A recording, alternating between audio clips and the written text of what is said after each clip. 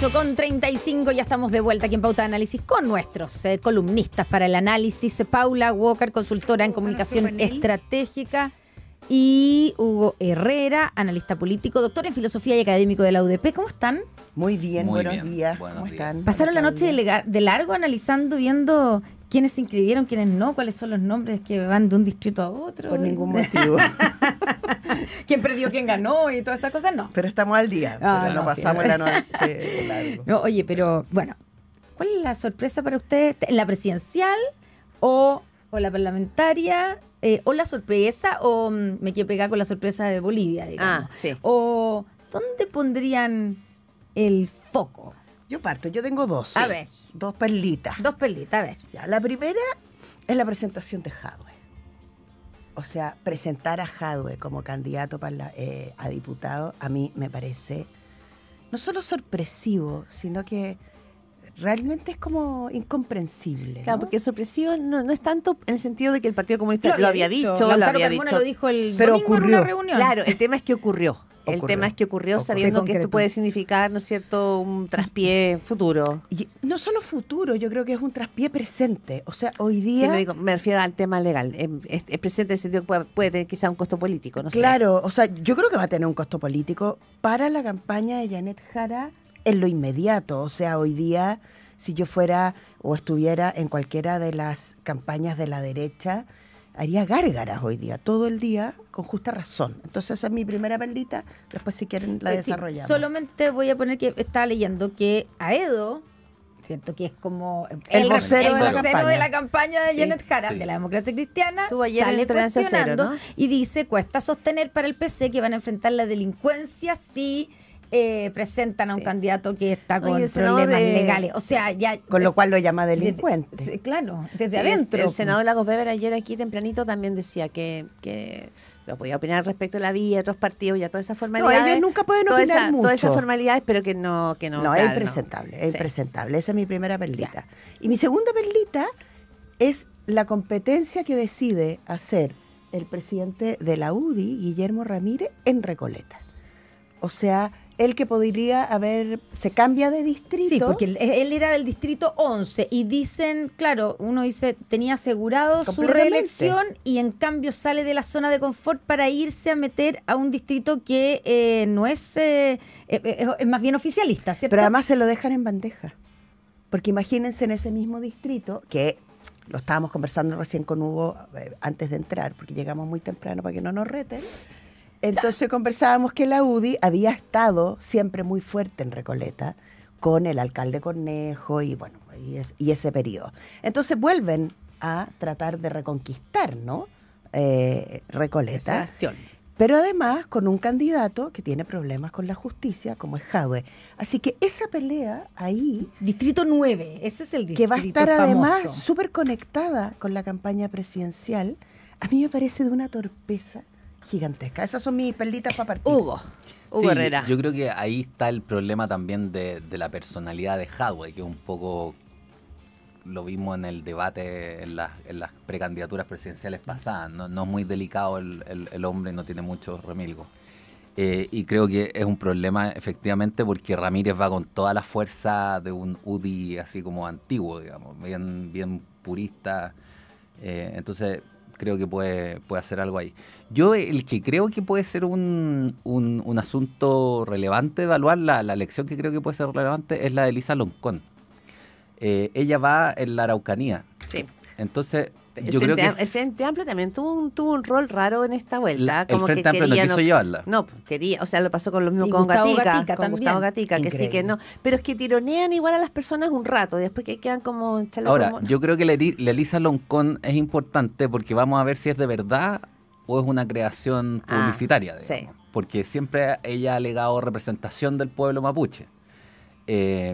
No va Cast, va Huenchumilla por allá.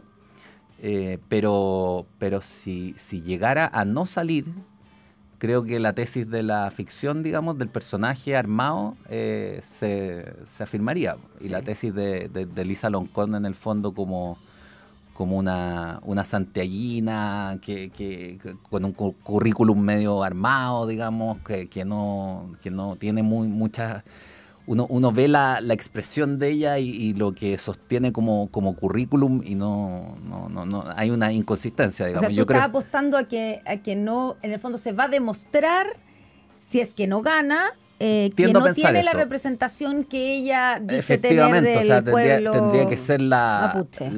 una especie de mayoría importante, digamos, la que la respalde para hacer algo de verdad. Si Huanchumilla va arriba y ella después, no veo muy presentable. Hay algo de lo que planteaba Paula del Partido Comunista, pensando en lo que tú dices de que puede afectar a Janet Jara. Y es que lo que hemos visto, hay una relación que ya a todas luces, no es ninguna genialidad decirlo, porque es súper evidente, de esta cosa que raspa entre Janet Jara y la directiva del Partido Comunista.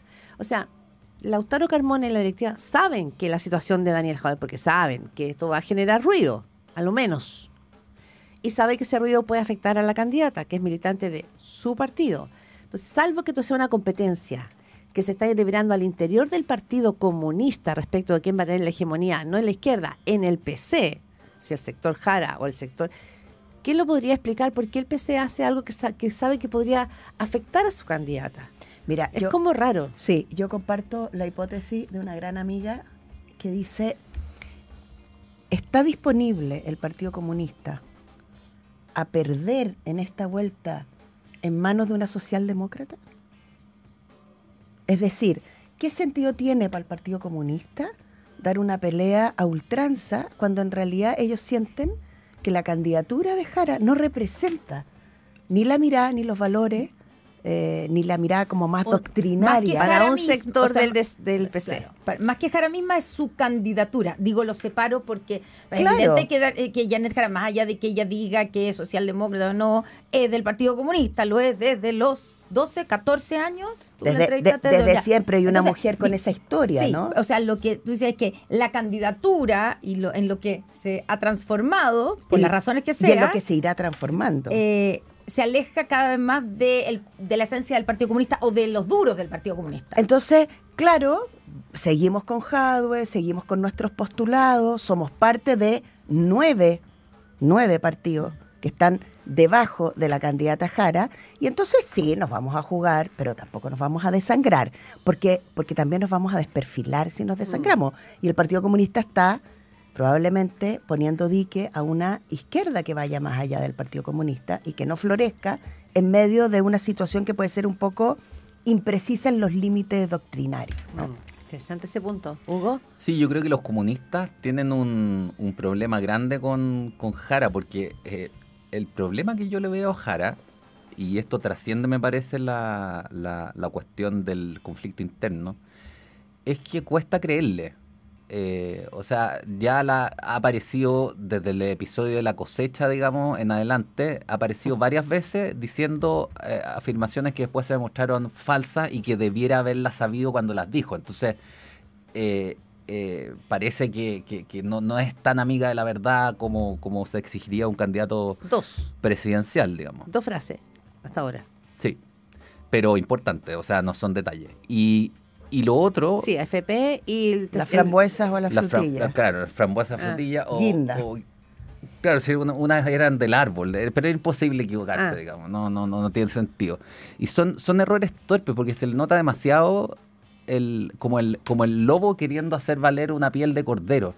Porque decir que es socialdemócrata es saltarse así, pero de un plumazo, una historia que en Chile además es muy sofisticada, muy diferenciada y muy dolorosa. O sea, la renovación socialista que lleva a que los socialistas pasen de Lenin y Marx, o sea, de la reivindicación de la violencia, a una socialdemocracia moderna que pacta con el capitalismo y que no renuncia al capitalismo, es un cambio radical. Y ella no lo hizo, y el Partido Comunista no lo ha hecho. Siguen siendo leninistas, se declaran leninistas. Claro, pero hay un dato... Es difícil creerle que sea realmente socialdemócrata, salvo que sea un oportunista así. No, pero hay un dato que no tiene, por ejemplo, no sé, la candidatura de Belén Matei. Y es que Janet Jara se midió con otras fuerzas políticas de una coalición. Participó y la gente votó por ella. Uno podrá decir, bueno, mucha, poca, pero no es que llegó y dijo quiero ser candidata, sino que hizo un proceso de selección y fue seleccionada. No Evelyn Matei, no José Antonio Kast, no Parisi, no Meo. Es que yo creo que eso hace que uno diga, bueno, con todo esto que tú dices, este salto largo que se da, pero hay gente que la eligió y Sí. que la eligió a ella por sobre Carolina Toá. Lo que que pasa era es que todo eso. hay una crisis, yo creo, de la concertación ahí involucrada, que es una crisis más de fondo, como ideológica. Y la Carolina Toá, en definitiva, fue al sacrificio, porque por más elocuente que hubiera sido, por más buena candidata que hubiera sido, tiene una performance como funcionaria pública muy buena, no pudo hacer nada, digamos, porque era una marea. Paula. No, lo que pasa es que yo creo que las primarias con votación obligatoria pasan a ser un ejercicio válido, a mí me parece interesante hacerlo, pero es más válido hacia adentro que hacia afuera, en el sentido que ordena en las coaliciones. Las voluntades políticas claro, y tú las decís, ya, disciplinas. Cuando dices obligatorio, perdón, ¿te refieres a que obliga al resto de los partidos? Porque no era obligatorio de voto obligatorio. Me refiero a que en el universo del voto obligatorio, Ya, ok, perfecto. cuando movilizas un poquitito tan pequeño de gente a elegir, en este caso entre Toá o Jara, bien, gana Jara, gana ampliamente, pero entonces la pregunta ahora, y las encuestas han demostrado, que parece ser una candidatura con un techo prácticamente idéntico al techo además del gobierno. Por lo tanto, es una cosa bien legítima, y el desafío de Jara hoy día, en los meses que le quedan o en las semanas que le quedan, es demostrar que va más allá del 28, 29, 30, que están mostrando encuestas que además no sabemos si reflejan el pensamiento del universo de 12 millones de votos que tenemos por delante, en ese sentido voto obligatorio. Entonces, claro, es compleja esta elección, ¿no? Es muy compleja porque pueden pasar muchas cosas todavía, incluso que las terceras lleguen primeras. Ya, en eso estaba pensando. Va a pasar cuando a la derecha, conversamos, digo, claro, sí, cuando, pasemos cuando, a la- cuando conversábamos con Edmundo Paz Soldán sobre el caso de Bolivia, y decía, ojo que el porcentaje de indecisos o de que no sabe, no responde en las encuestas era muy alto. Y digamos, da la impresión de que ese sector fue el que logra este resultado sorpresivo. Digo, ojo, porque acá también nosotros en Chile estamos mirando las encuestas, pero hay un porcentaje importante todavía que dice no sabe, no responde, que podría Y terminar. bueno, y cómo no, si se supone que las elecciones, la gente decanta como 2-3 semanas antes de la elección. Claro. Sí. O sea, Déjenme poner sí, un solo sí, es que dato, para- perdona, ya. Hugo, y Sí, para es Hugo. súper corto mi dato. A mí me sorprendió, yo creo que para bien, para tu candidata Matei, que cuando la pregunta es, ¿por qué usted no votaría nunca? Todo el mundo destacó a Jara, Sí, ¿no? el Pero rechazo. Fíjense el bajo rechazo que tiene Evelyn Matei. Que es un argumento que lo da Jimena Súper Sandón, que interesante. dice que, claro, que José Andrés Cast tiene mayor cantidad de rechazo. A ver, hasta ahora se decía, estamos recién partiendo, ya están inscritos, que el encanto era un ingrediente en este menú. Y el encanto con Janet Jara va a empezar, ¿no es cierto?, a ajustarse respecto a las propuestas programáticas, y Evelyn Matei le ha costado mucho desplegar ese encanto. Entonces, ¿cómo ves tú que parte finalmente, ¿no es cierto?, está ya con porque finalmente ya está inscrita como candidata? Recordemos que hasta hace un par de semanas algunos en la derecha decían que no se iba a terminar ni inscribir. Sí, a ver, yo creo que la inscripción de las listas parlamentarias juega a favor de la Evelyn Matei. ¿En qué sentido? En el sentido de que ella está respaldada por los dos partidos más grandes del país, no solamente de la alianza, digamos, o de la derecha, sino del país. Entonces, el despliegue territorial de las candidaturas de la UDI y de Renovación Nacional debiera jugar claramente en su favor y no en favor de José Antonio Kast, que no tiene prácticamente representación, o sea, cuya representación parlamentaria es más débil, digamos. No tienen nombres tan emblemáticos, no es tan claro, es más débil ahí. Y en ese sentido, creo que es importante sí que nos diga algo, o sea, que sepamos para dónde, cuál es el país que quiere construir Evelyn Matei, cómo va a resolver. ¿Le falta relato? ¿Qué es lo que le falta? Claro, porque en el fondo la crisis en la que estamos es una crisis que se viene arrastrando hace mucho tiempo. Entonces, si la Evelyn Matei no propone un país en el cual una imagen del país que de José Antonio Kast sabemos que es un país con más policía, con más tribunales, Con menos congreso. con menos congreso, claro, más decretos, pero que él tiene claro que la recuperación de Chile parte por la seguridad y después viene la economía.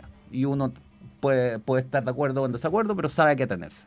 Pero el Evelyn Matei, ¿qué, digamos? La gestión, la economía, ¿cómo recuperamos la legitimidad de las instituciones? Ese es el drama en Chile. Cuando José Antonio Kast dice el Congreso no es tan importante, y cuando los varios columnistas de la izquierda o centro-izquierda le contestan, le están haciendo un favor. Si la institución menos valorada en Chile es el Congreso, tiene una legitimidad de un dígito, digamos. Entonces, José Antonio Kast solo puede ganar cuando le levantan esto de que le bajó la importancia al Congreso. Y eso gracias a que tiene un mensaje claro. Yo creo que la falta de mensaje a la materia además la hace vacilar mucho entre una y otra posición. Me voy al centro, me voy a la derecha, digamos. Entonces, dependiendo de las encuestas, uno ve que va variando las posiciones y eso es radicalmente complejo, digamos. Oye, nos queda poco tiempo, pero 2 puntos.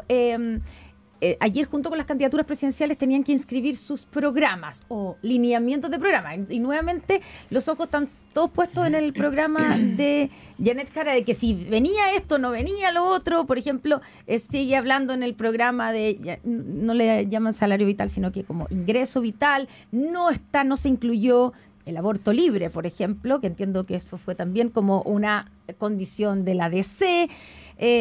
Como que empiezan los cuestionamientos ahí. Yo no sé cuántos problemas le va a traer a Janet Jara su propio programa, que ya le trajo problemas en el comienzo.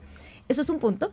Y está el caso, pero puede ser muy específico, pero ¿vieron que Jimena Rincón, que se presenta como candidata por el Maule? Tercera vez. Claro, es que ese es el punto. El mediodía. Porque le están cuestionando, y el PC entiendo yo que está detrás de eso, pensando en impugnar su candidatura, si ella puede efectivamente repostularse, porque ella completó un periodo, después se presentó y salió electa, pero no completó su segundo periodo. Y alcanzó a estar 4 años con mediodía, porque renunció el 11 de marzo, pero alcanzó a votar como senadora ese día. Y después renunció para ser ministra de Michelle Bachelet. Entonces la pregunta es, ¿alcanzó? Porque así si uno va a la regla dice que si tú completas más de la mitad de tu periodo, ya se cuenta como un periodo. Y por lo tanto no podría repostularse. Entonces, pero aquí fue 4 horas y mediodía. Dicen que eso va a ser el argumento del PS que lleva a su presidenta, ni más ni menos, a Paulina Bodanovich por esa circunscripción. Les dejo las dos cosas. Yo se lo voy a dejar al Tribunal Constitucional porque lo va a resolver mucho mejor que cualquier cosa que yo opine en ese sentido. Me parece que está ahí. Pero sí quiero decir, a propósito de la pregunta de la Connie sobre el programa, que, ok, seguridad y economía estamos todos de acuerdo. Todos dicen lo mismo. Sí. Pero Chile tiene problemas estructurales muy severos, pero muy severos, que nos van a hacer enfrentar los años que vienen, pasado mañana, con mucha dificultad. Por ejemplo, agua. Nosotros tenemos un problema de falta de agua dramático, pero dramático. Tema de educación. Tenemos un problema en lo que estamos enseñando y en cómo estamos formando a las generaciones estructural. A mí me sorprende, y es una trampa que nos estamos haciendo entre todos y todas, solamente dejar esta elección a si construimos una valla, un muro, una zanja, o si generamos 1 millón de empleos o 500.000 empleos. Sí, está bien, pero es que no vamos a poder hacer ninguna de las cosas si no vamos a problemas estructurales en un cambio de era tan complejo como ha sido pasar de la era industrial a la era digital. Y ahí yo creo que estamos en una falta grosera. Hugo Herrera. Sí, todo lo que se habla de igualdad, por ejemplo, todo el discurso igualitarizante pierde, me parece, autoridad moral cuando uno ve los liceos emblemáticos, porque están hechos un chiquero. Y esos eran vasos comunicantes entre los sectores más pobres de la población y las élites económicas, políticas, qué sé yo. Y eso se rompió. Entonces creo que ahí también hay algo que recomponer. Yo estoy de acuerdo, la crisis aquí de legitimidad de las instituciones es más larga, hay que pesquisarla unos 10 años para atrás y tiene que ver con el agua, con la educación, con la salud, con la manera en que organizamos la existencia territorial. Si la segregación que hay en Santiago es tan fuerte que uno puede nacer, vivir, desarrollarse, trabajar, tener amigos y morir sin haberse relacionado con gente de otra clase. En Santiago no hay un lugar donde alguien pobre y alguien rico puedan sentirse en igualdad de condiciones y tratados adecuadamente. No hay una plaza en la que se pueda sentar en un mismo banco. En un lado los discriminan, en Sí. otro lado los rechazan porque Verdad. vienen de arriba, digamos. Bueno, seguiremos analizando, todavía tenemos mucha elección por delante. 2 meses es una eternidad, dicen. Y probablemente política, sea. en En política, política. probablemente. En la vida también. En la vida puede ser una eternidad, 2 meses con Santa Ya. María. Pero en política nadie muere. Eso sí, 8:56 de la mañana. Hugo Herrera, analista político, doctor en filosofía y académico de la UDP. Paula Walker, consultora en comunicación estratégica. Un gustazo, como cada martes. Muchas gracias. Y salud.